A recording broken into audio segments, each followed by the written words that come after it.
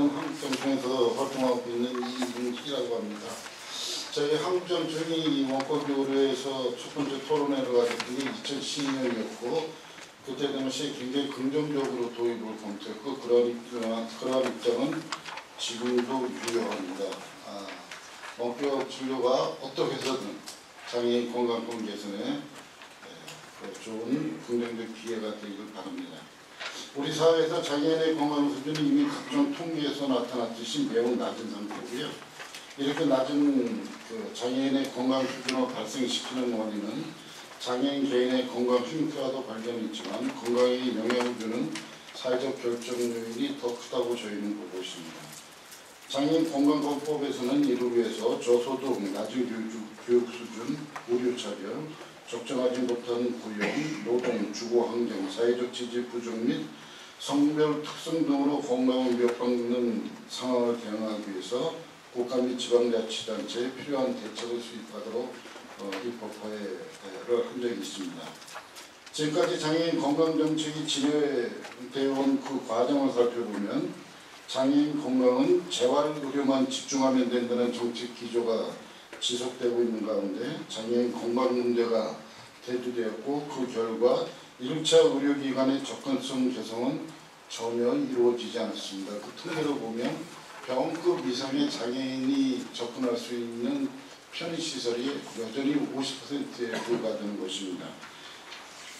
스마트폰 사용자가 4,200만 명이 넘는 시대적 상황 속에서 원격 의료 시스템 도입은 장애인 건강 문제 발생의 주요 원인인 1차 의료기관의 접근 문제를 보충적으로 해결하기 위한 효과적인 방안이 될 수 있을 것입니다. 장애인에게 적용된다고 했을 때 지리적 이점뿐만 아니라 장소에 부여받지 않는 원격 의료의 특성으로 이동이 불편한 장애인에게 효용을 분명히 제공할 수 있을 것으로 봅니다.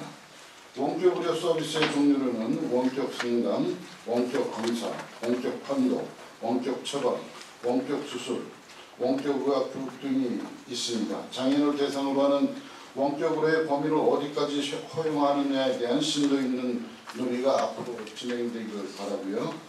그러나 이 원격 의료를 우리가 긍정적으로 보고 있지만 그 문제점도 우리는 또 함께 우려하고 있습니다. 첫 번째는 구조적인 문제, 특히 대상의 문제입니다.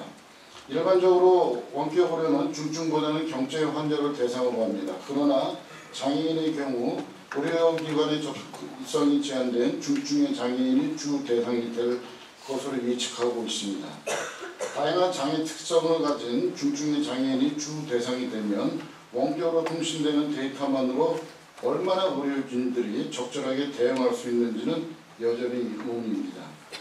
다행히도 장애인 건강법 도입으로 장애인 주치 제도 도입이 2년 뒤면 이루어질 것으로 예상되고 있는데 원격으로의 대상자의 병력 관리가 일정 기간 이루어질 경우 원격 진료의 문제점들은 많이 해결될 것으로 저희는 보고 있습니다.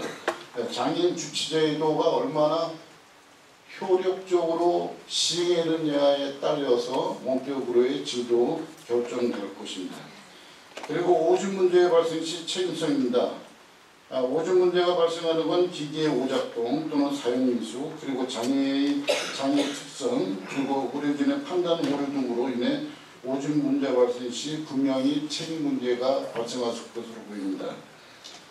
이에 대비해서 의료진의 책임 소재를 명확히 규정해야 되고 개인 건강정보를 보호할 법적 대비책도 마련할 필요가 있습니다. 그리고 기기 사용 문제입니다. 정보통신기기를 이용하는 데 어려움을 갖는 감각장애인, 즉 시각, 청각, 언어장애인이나 지적장애인, 그리고 중증의 장애로 기기 작동을 스스로 하기 힘든 경우 반드시 보조 인력이 필요한데 이를 어떻게 해결해야 될지도 우리가 모색해야 될 것입니다. 비용 문제입니다. 원격 의료는 기본적인 IT 장비가 필요한데 누가 이러한 비용을 부담할 것인가? 그리고 이것의 이용에 대한 소비자의 자부담이 어느 정도로 될 것인가? 그리고 대면 진료와 원격 의료의 수가는 어떻게 상정할 것인가의 비용에 관련된 문제도 함께 해결돼야 장애인들이 이용을 할 수 있을 것입니다. 원격 진료를 위한 기기 구입 비용은 장애인에게 경제적인 부담을 가중시킬 것입니다. 돈이 없어서 병원을 못 간다는 것이 많이 제기되었는데 이러한 경제적 부담을 약화시키고 감소시킬 치료적 방법이 도입되어야 될 것입니다. 그리고 원격 진료 후에 대응 시스템의 문제입니다. 원격 진료 후 건강 문제가 발생했는데 그 후에 서비스가 제공되지 않는다면 이 원격 진료는 지푸라기 수준의 의료 서비스로 급격하게 전락을 할 것입니다. 그리고 장애인 참여를 높이기 위해서 건강 상담을 주려는 건강 코디네이터의 그런 도입 제도도 분명히 유인책으로 작동을 해야 될 것 같고요.